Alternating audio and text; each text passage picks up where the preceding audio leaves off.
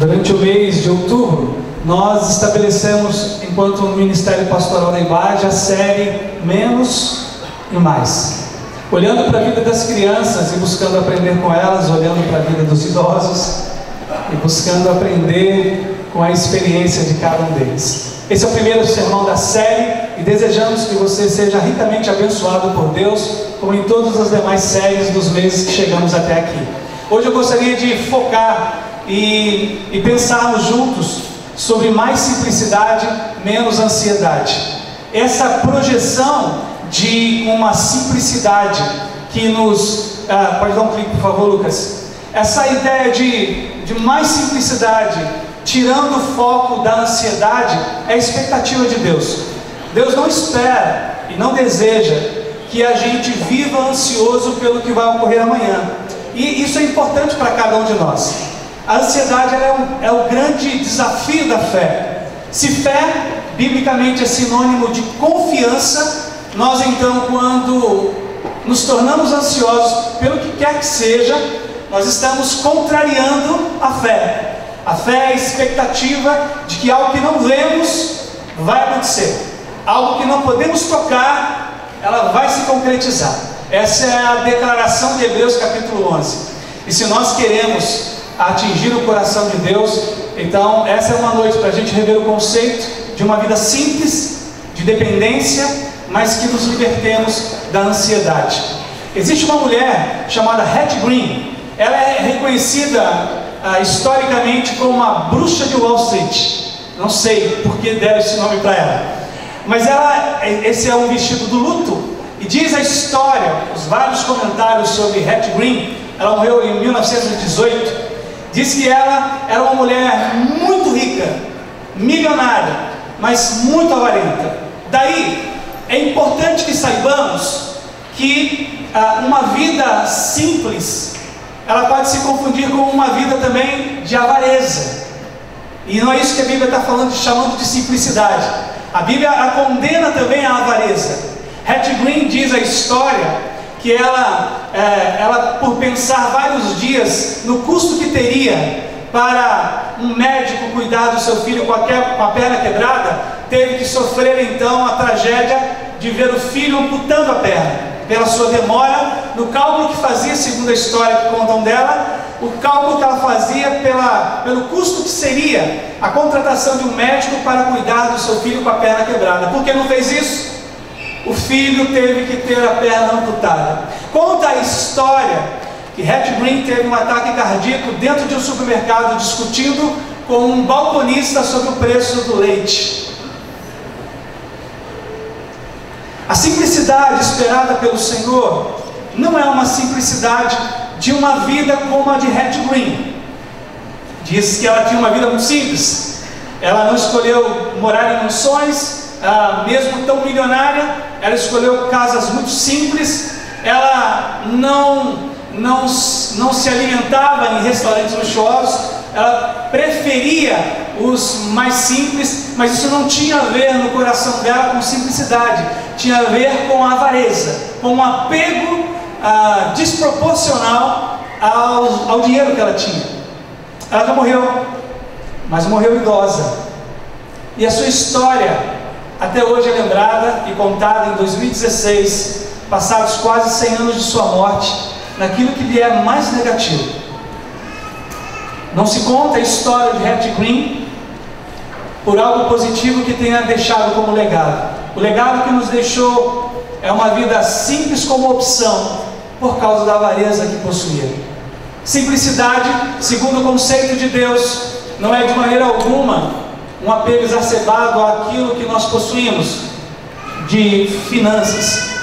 O Mestre Jesus, o Senhor da nossa vida, para quem cantamos e para quem declaramos ser o centro de toda a nossa atenção neste lugar, Ele teve uma vida simples. Nem por isso Ele deixou de comer na casa de pessoas, nem por isso Ele deixou de se hospedar em casas de pessoas, mas a sua vida simples estava muito mais ligada ao caráter de estar desprovido de uma ansiedade pelo que ocorreria amanhã. Você não percebe de maneira alguma Jesus ansioso. Ele é entregue. Ele vive cada dia com intensidade. E eu escolhi o texto Esse texto vai nos levar para a compreensão do que Jesus espera que vivamos. São palavras dele em Mateus capítulo 5, capítulo 6, versículos 31 a 34. Mateus capítulo 6, versículos 31 a 34. O livro que lemos foi escrito por um dos apóstolos de Jesus, chamado para segui-lo enquanto cobrador de impostos para o Império Romano. Abandonou tudo e seguiu a Jesus Cristo. Diz assim a palavra de Deus em Mateus 6, no versículo de número 31. Portanto, não se preocupem de forma alguma com a necessidade de comida ou bebida, ou com a roupa. Não sejam como os pagãos, pois eles é que têm intenso interesse nessas coisas. Mas o Pai Celeste sabe muito bem que vocês precisam delas. Coloquem, pois, em primeiro lugar o reino de Deus e a sua justiça, e Ele dará a vocês todas essas coisas. Portanto, não fiquem preocupados com o dia de amanhã. Deus cuidará do dia de amanhã para vocês também. Já é suficiente a carga de cada dia. Ou nas versões antigas, basta a cada dia o seu mal. Esse é um texto especial dentro do contexto das bem-aventuranças. Jesus está transmitindo um ensino extremamente profundo, extremamente compreensível aos ouvidos dos que o ouvem há 2000 anos atrás na cultura judaica, convivendo com uma cultura grega romana. Jesus estava chamando a atenção dos apóstolos, dos que lhe ouviam, das multidões, para o descanso exigido pelo Pai para os que desejam amá-lo. E se essa for uma noite em que muitos de nós, como pregador, luta contra a ansiedade, é uma noite em que nós vamos dizer a Ele ao final desse sermão: Senhor, me ajude a confiar mais em Ti. Apóstolo Pedro disse: aumenta a minha fé, Senhor. Não há nada de errado da gente pedir: Deus, me ensine a depender mais de Ti e a confiar em Ti. A Academia Científica Psicológica adverte que há um crescimento enorme de depressão, de casos de transtornos, todos eles advindos não apenas do histórico familiar, mas da ansiedade. Uma ansiedade que nos domina e rouba a paz. Por isso eu vou levá-los à compreensão muito clara e muito simples daquilo que Jesus entregou como muito simples. Todos nós sabemos que a nossa vida, por ser uma vida de muitas surpresas, nos foi oferecido, e não há nada de errado nisso, a nos prepararmos para a velhice. Por isso, muitos anciãos sofrem no Brasil por conta de uma falta de estrutura ou de cuidado para com eles. É o caso das aposentadorias, das revisões de aposentadorias, do decréscimo mensal e anual do salário que recebem. O nosso governo precisaria olhar com muito mais atenção, mas na verdade eles estão muito assustados, porque a longevidade fez com que a assistência necessária aos idosos se tornasse um investimento prioritário no orçamento. E isso está assustando não apenas o Brasil, mas várias nações no mundo inteiro, porque elas precisam agora acomodar em seus gastos o cuidado e o sustento para a aposentadoria de cada idoso. Mas eu já encontrei, e eu espero que à medida que eu envelheço, estou com os meus 47, à medida que eu envelheço, eu imagino que eu devo olhar para frente, sim, eu devo olhar para o futuro e tentar me preparar para o tempo em que não poderei mais trabalhar, em que talvez como pastor não poderei mais exercer com saúde o meu ministério. Devo olhar, mas não devo olhar com ansiedade. Por quê? Porque nós vamos aprender nessa noite que Jesus está ensinando sobre o cuidado zeloso, fiel, como disse a irmã Essi, no momento de dízimo e oferta, um cuidado atento do Senhor do Universo sobre a vida de cada um de nós.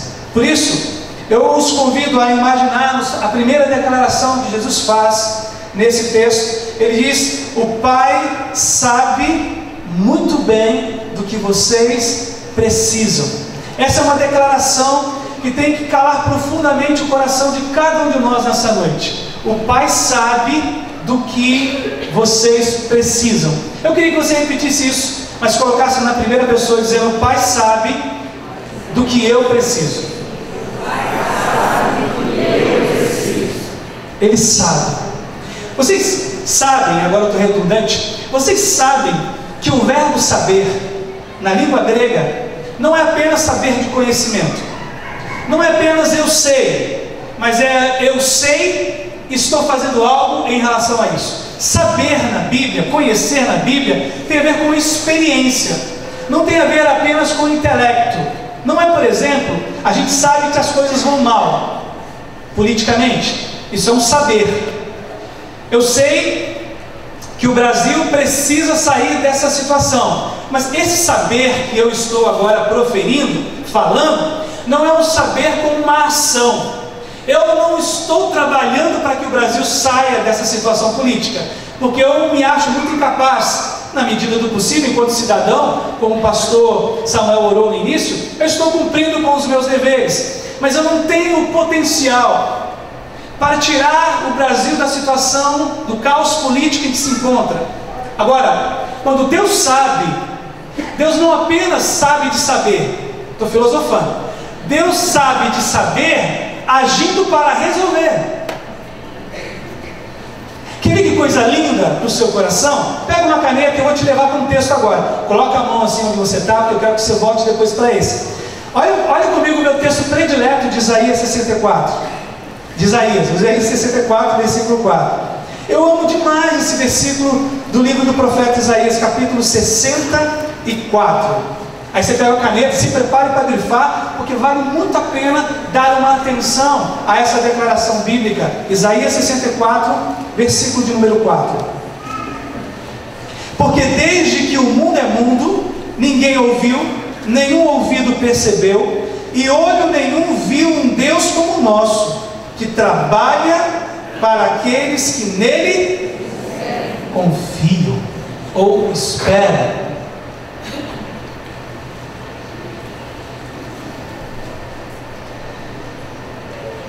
Você consegue admitir isso no teu coração? Que Deus está trabalhando por você? Você sempre se imaginou como servo para Ele, trabalhando para Ele. Mas Isaías vem e traz uma coisa que é totalmente inovadora.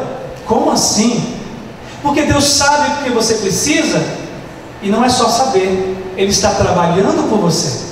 Olha que lindo, irmãos. Pastor, eu já entreguei muitos currículos. Você está dizendo que Deus... Sim, Deus está trabalhando por você. Não, você não está abandonado, não está entregue à própria sorte.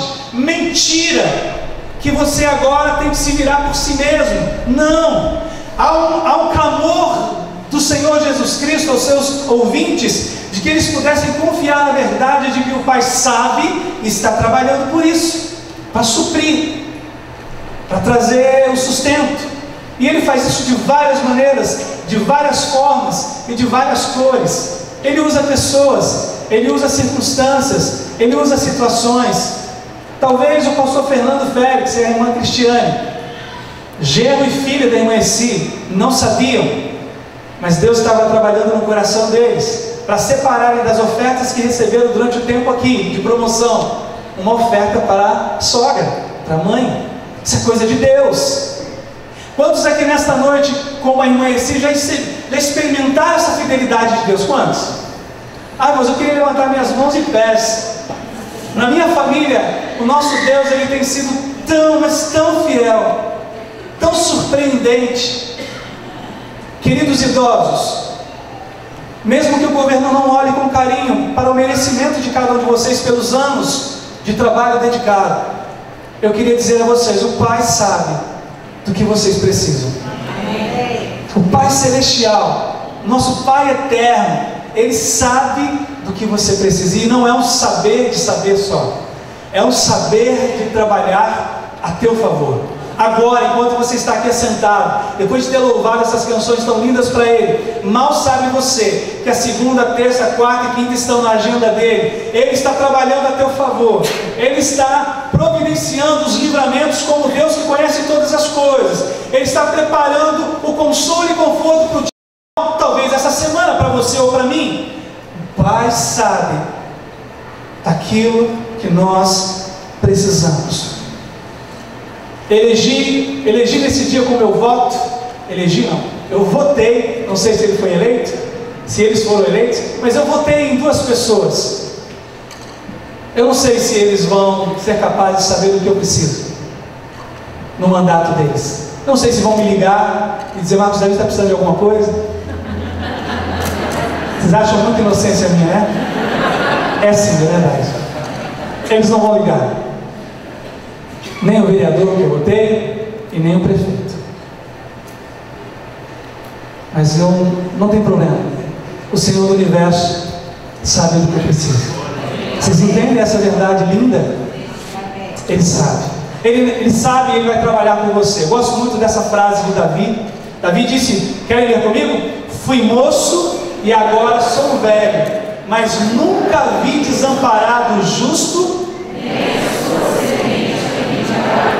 Olha essa frase linda de Davi.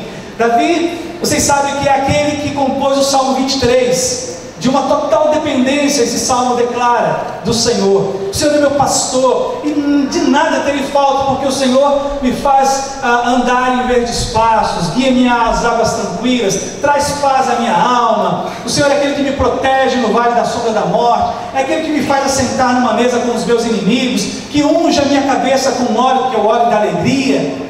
Davi chegou, o autor do Salmo 23 envelheceu.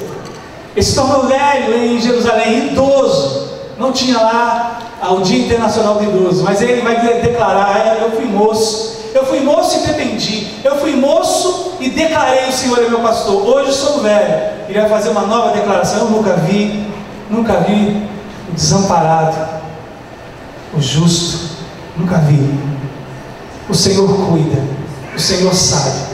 A segunda verdade que Jesus está projetando no coração de cada um dos seus ouvintes é de que a gente precisa aprender a priorizar, como as crianças priorizam. A beleza de ter a idade que meus filhos têm, daqui um tempo, com 17, 18 anos, talvez eles comecem a perguntar: pai, quanto custa isso? Pai, quanto custa aquilo? Hoje, eles simplesmente vivem a vida deles e sabem que há pais por trás que vão cuidar para que se vistam, cuidar para que tenham saúde, cuidar para que possam estudar. Mas há no coração de Deus um desejo enorme de que sejamos como elas, porque a gente cresce e a gente se enche de medos, se cerca de avareza, a gente fica cuidando, somos materialistas. Ele não quer que você viva assim. Precisamos aprender a priorizar como as crianças priorizam o melhor. Sábado, eu e minha família, nós fomos para um lugar que a gente não conhecia ainda, em São José dos Campos. E para mim a prioridade era me assentar. 47, mas já cansado. E eles disseram: papai, vamos correr. Eu falei: isso, vai correr. Estou orando por vocês, vai na bênção. E aí eles viram um pé de amora. Papai, vem aqui comer amora. E sabe, eu depois fiquei pensando com os meus botões, elas priorizam aquilo que é o correto. Nós fomos num lugar para aproveitar do lugar, e eu aproveitei apenas o banco. Aliás, se eu vir no banco, né, André, eu corro para o banco. Você sabe que da vida, as crianças priorizam aquilo que é, para elas, o mais desejável. Nós nos crescemos e nos esquecemos disso. E eu queria dar uma ênfase muito gostosa em um termo que aparece nesse texto descrito por Jesus. Ele diz que a gente precisa buscar o reino e a justiça. Eu gosto desse termo. E aí eu queria explicar para vocês o que Jesus queria dizer com justiça. Todo o processo de salvação do ser humano ele está dentro do termo justiça de Deus. Quando Adão pecou, toda a humanidade pecou também. Por causa do erro de Adão, nós nascemos após ele e nascemos com uma natureza pecaminosa. Há uma tendência em nós para o preconceito, para o orgulho, para o egoísmo. Nós lutamos contra essas coisas ruins dentro de nós. Herdamos isso do primeiro homem e da primeira mulher, Adão e Eva. O Senhor do céu disse: eu vou resolver isso no coração humano. Eu vou entrar nessa luta interna do ser humano para ajudá-lo a vencer o mal a partir de dentro de si. Por causa disso, o plano de Deus foi: filho, um de nós terá que descer à terra e morrer pelo ser humano. Teremos que, um de nós, satisfazer essa justiça. Alguém terá que morrer, para que essa inimizade ela chegue ao fim. Então Jesus, o Filho, diz: Pai, eu vou. O Espírito e o Pai deram as mãos ao Filho, e então foi definido o plano. A justiça de Deus é toda a obra, é todo o sacrifício, é todo o preço da salvação que Deus desenvolveu por amor a você. Hoje o nosso trabalho é crer, é nos arrependermos dos nossos pecados e aceitarmos o sacrifício de Jesus Cristo como único e suficiente para nos ligar de novo a Deus, para nos dar acesso a Deus. Não aceita-se, biblicamente, nenhum outro mediador, senão Jesus Cristo. Por isso, quando a Bíblia diz: busque a justiça, a Bíblia está dizendo: contente-se naquilo que foi feito. Você não precisa trabalhar por isso. Tudo o que era necessário para você ter Deus como teu amigo foi feito. Porque todos nós, eu disse isso pela manhã, nós estamos tentando trabalhar pela salvação. E a Bíblia diz que Jesus, quando na cruz, com mãos e pés crucificada, mãos e pés presos na cruz, Jesus disse: acabou, a obra foi feita. Então olha o que Deus está dizendo: vocês precisam buscar uma realização, uma completude, uma paz naquilo que já foi feito. Parem de ficar correndo de um lado para o outro, parem de ficar confiando nas boas obras. O Pai já fez tudo o que era necessário para você ter paz com Ele. Para de ficar com medo da morte, para de ficar com medo do futuro. O Pai já fez tudo para que você se sentisse confortável na relação com Ele. Eu e André não. Eu tenho que provar o meu amor pela André e ela por mim. Pelos meus filhos, eu tenho que provar o meu amor. Filho, eu te amo, mas pai, você me deu uma coça. Sabe, coça é uma palavra lá do Rio de Janeiro, uma sua. Eu sei, filho, mas eu te corrigi porque disciplinei porque eu te amo.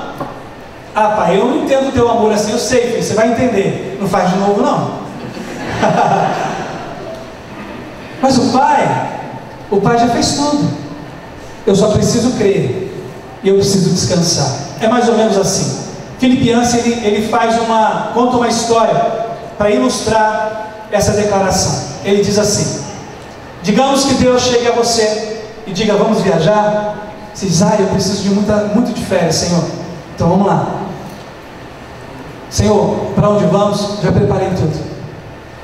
Mas o Senhor pode me falar para onde? Sim, já está tudo traçado. Já coloquei no Waze.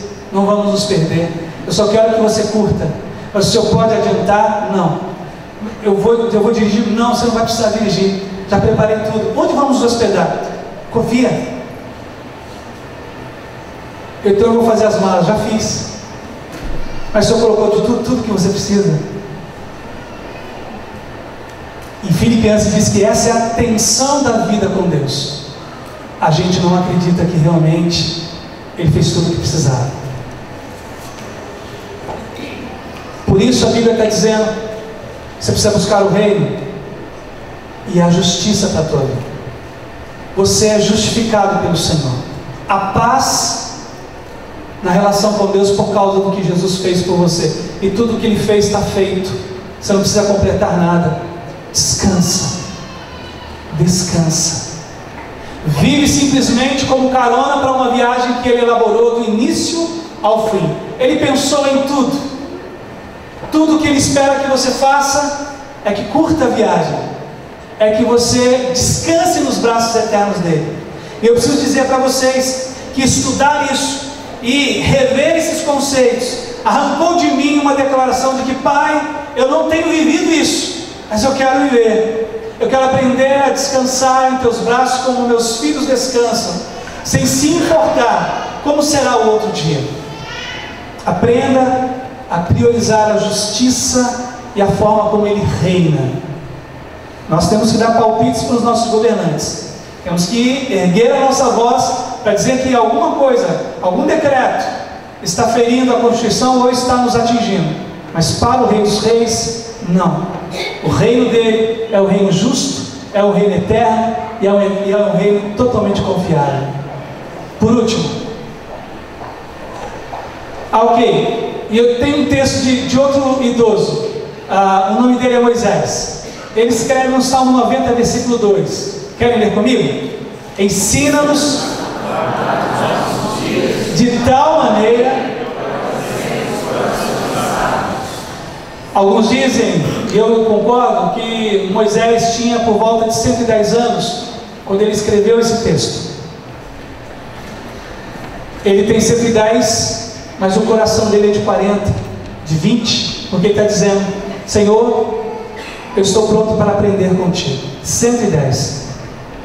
Ele já viu o mar se abrir, ele viu codornizes visitando o acampamento, ele viu água brotar da rocha, ele viu a coluna de fogo, ele viu Deus escrever em tábuas de pedra, mas mesmo assim, aos 110 ele diz: continuo um eterno aprendiz para ti, Senhor. Você buscar a justiça, alguém que bebe da fonte e se sacia nela. Por último, não sofra antecipadamente. E agora a gente entra nessa última declaração do versículo 34 de Jesus. Ele vai dizer aos seus ouvintes: portanto, não se preocupem. Eu sei que vocês estão debaixo do domínio de Roma. Eu sei que no coração de vocês ainda há uma expectativa pelo Messias. Mal sabiam que estavam diante do Messias. Mas não fiquem preocupados com o dia de amanhã. Deus cuidará do dia de amanhã para vocês. Já é suficiente a carga de cada dia, ou basta a cada dia o seu mal.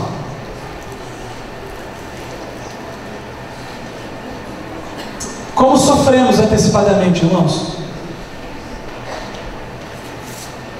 E a gente sofre, e não tem lógica o sofrimento, porque nós podemos não viver o dia de amanhã. Não estou dizendo que não devemos guardar dinheiro, poupar, fazer um seguro, uma previdência, tudo isso está correto. O que não podemos é sofrer. Será que vai dar o dinheiro que eu estou guardando na previdência? Será que vão roubar o meu carro? Eu conversava com um casal de noivos. Eles diziam: pastor, decidimos por não ter filhos, porque o mundo que aí está não é um mundo para o nosso filho nascer. Eu falei: puxa, eu acho que se a gente perguntasse para ele, ele ia dizer: não, pai, eu quero nascer. Mamãe, eu quero nascer. Eu quero existir. Porque eles sofreram antecipadamente. Quando sofremos antecipadamente, nós evitamos sonhos de Deus, desejos do coração dele para nós. Não sofrer antecipadamente é o maior desafio da vida cristã. Descansar, como temos dito até aqui, mas primariamente saber que cada dia precisa ser vivido com intensidade. E aí vocês vão ouvir mais uma vez do pastor fatalista: pode ser o teu último dia na face da terra hoje. Não bate porque não tem madeira, né? Senão você bateria 3 vezes, né? Pode ser. Hoje nós acordamos cedo de manhã, eu tive reuniões e a gente preparou a semana inteira bife à parmegiana. Fizemos o molho, fizemos o bife à parmegiana. A Giovana tomou o suquinho dela, nós tomamos a nossa Coca-Cola. Depois tinha uma sobremesa que sobrou do sábado, a gente comeu, tivemos a tarde juntos. Estou aqui com vocês, pode ser meu último dia. Vivi esse dia intensamente. Estive fazendo exatamente aquilo para o qual Deus me chamou para fazer e viver, que é pregar a palavra, que é estar entre irmãos, que é ministrar a igreja. E para isso, estive entre a minha família. Se Deus hoje me recolhesse, se eu fosse embora hoje, diria a vocês, o meu domingo foi vivido com intensidade. Como vai ser o dia de amanhã? Não sei, porque tudo pode mudar. Minhas programações, minhas agendas podem mudar radicalmente por algum evento que se torne prioridade sobre os demais. Então, eu vivi o dia de hoje. Há 10 anos eu faço isso. Há 10 anos eu vivo um dia por vez, com total intensidade. Se magoei no dia, vou tentar acertar. Por isso a Bíblia diz: não deixa o sol se pôr sobre algo de ruim que você tenha vivido. Reconcilie, ajuste, perdoe, peça perdão. Por quê? Porque a gente tem que viver cada dia como se fosse o último. Por isso Jesus está dizendo: já é demais a carga de um dia só. Não sofra o dia de amanhã, porque quando você sofre pelo dia de amanhã, você deixa de viver potencialmente o dia de hoje. Eu disse outro dia para os adolescentes que às vezes acontece conosco, e você diga amém se acontece com você, tá bom? Mas já aconteceu comigo diversas vezes. Eu estar num culto como esse e a minha cabeça está na agenda da semana. Eu tenho que pagar uma coisa quarta-feira, então o pastor pregando. E aí você fica, mas quanto que é mesmo? Mas ó, se você deixar, vai vir juros. E a prestação do carro, tem a casa. Nossa, não é que o fulano está esperando a gente. E a gente está divagando na nossa mente com o que vai acontecer na semana. Aí a gente fala assim: então, irmãos, amém, uma boa semana. E eu não perdi a palavra de Deus. Por quê? Porque estou sofrendo antecipadamente. Estou projetando minhas ansiedades e inquietações para amanhã. Não sofra. Entregue a Deus. Ele cuida. Ele sabe exatamente o que você precisa. Aflito e triste coração, cantamos: Deus cuidará de ti. Deus cuidará. Basta a cada dia o seu mal. Termino com uma frase de uma senhora muito simpática chamada Cora Coralina. Ela diz: não sofrer antecipadamente é uma decisão que você tem que tomar. Mesmo quando tudo parece desabar, cabe a mim decidir entre rir ou chorar, ir ou ficar, desistir ou lutar, porque descobri no caminho certo da vida que o mais importante é o decidir. Jesus está chamando os seus ouvintes a uma decisão. Vocês precisam decidir confiar em Deus ou não confiar. Vocês precisam decidir em buscar a justiça dele e saberem que tudo que é necessário já foi feito, ou continuarem trabalhando por isso, o que é uma pena, porque tudo que precisava ser feito já foi feito pelo Pai. Curtam a viagem. Por último, você precisa decidir sobre o dia de amanhã. Deixa ele acontecer naturalmente. Vivam o hoje. Viva intensamente o dia de hoje. É assim que que a gente se relaciona biblicamente com um Deus que é pessoal. Amanhã de manhã eu vou acordar. Amanhã de manhã eu vou dar expediente na IBAGE, se Deus não me levar. Se eu estiver aqui, eu tenho uma agenda para o dia. Aquele dia está nas mãos do Senhor. Ele sabe a minha programação, mas Ele intervém da forma como Ele quiser. Confia nele, de todo o teu coração. Não se inquiete. Queridos irmãos acima de 60, a vida tem pressionado vocês, porque talvez, quanto mais perto de uma possível morte, a gente não acredita que tudo que a gente precisava ter feito já foi feito. Tudo que a gente precisava ter sido feito, a gente já fez. Descanse no Senhor. Descansa nele. Ele cuida do teu coração. Ele cuida da tua vida. E é interessante, quando o salmista diz: Ele guarda a tua entrada e Ele guarda a tua... E a Bíblia diz na boca do salmista: Ele não dorme. Isso é exigido para cada um de nós nessa noite. Obrigado, pastor Marcos, eu vou confiar. Tenho vários medos para essa semana. Não sei se serei demitido. Eu vou buscar agora levar os meus exames para o médico. Eu não sei o que vai ser a resposta dele, mas eu confio. Meu coração, minha vida está nas mãos dele. Acredito que o Senhor Jesus, Ele é Senhor da minha existência e da minha vida, e que Ele há de me guiar em graça e em paz. Vamos ficar em pé? Vamos cantar para Ele? Dê resposta para Ele agora nesse momento.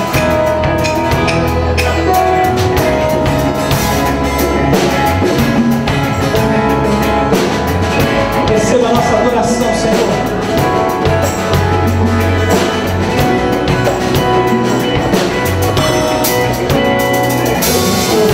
As sombrias, na escuridão da alma, tua graça me basta.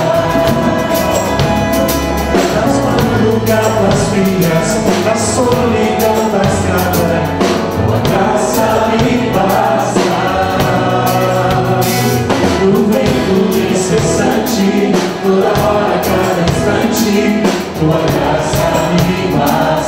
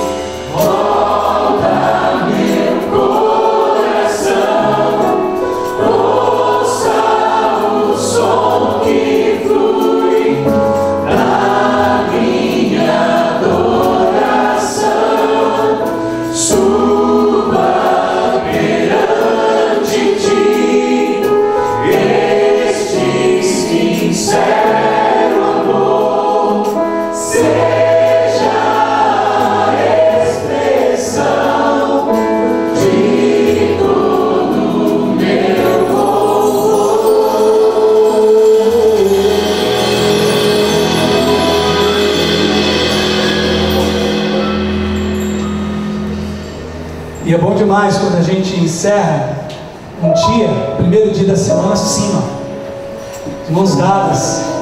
Sabe por quê, irmãos? Não estamos sós por causa da presença de Deus, e também porque Deus nos deu uma família. Você tem uma pessoa ao teu lado, que talvez você nem saiba ainda o nome. Calhou de agora, de mãos dadas, você dar a mão para ela. Ao final dessa celebração, poder encerrar a minha oração, vamos encher este lugar de encorajamento. Vamos dizer um para o outro: olha, o Senhor é contigo. Ele vai cuidar de cada um dos teus caminhos. Ele vai te abençoar. Vamos encher este lugar desse encorajamento que nos dá graça para a semana. Lá no balcão da recepção, as irmãs vão esperar que vocês, casais de namorados, noivos e já casados, procurem para inscrição para o evento do dia 15 de outubro. As irmãs do Ministério de Mulheres vão esperar que você também os procure para a confraternização das mulheres da IBAD no dia 22 de outubro. Mais algum? É isso aí? Ok. Oremos. Bendito Deus, muito obrigado por esse primeiro dia da semana. Ó Deus, nós descansamos em Tuas mãos, porque Tu és a nossa justiça, Tu és a razão da nossa vida, Pai. Ó Deus, como é bom viver para o Senhor, viver debaixo de Tuas asas, saber que o Senhor cuida de cada um dos nossos passos, que o Senhor nos livra, mesmo quando não sabemos que o Senhor nos livrou, que o Senhor nos abençoa, Deus, como disse a irmã Erci, cuidando de cada detalhe específico da vida. Ó Deus, é nesse princípio que a gente vai enfrentar essa semana, descansados em Teus braços como filhos, como crianças que dependem de Ti enquanto Pai. Senhor, obrigado por cada ancião da IBAD, obrigado pela vida de cada um deles que nos inspira a prosseguir, a persistir. Obrigado pela saúde de cada um deles, ó Deus, as lutas que cada um deles enfrenta na dependência de Ti. Que o Senhor abençoe a terceira idade enquanto ministério da IBAD. Abençoe nossos avós e bisavós. Abençoa-os, Pai.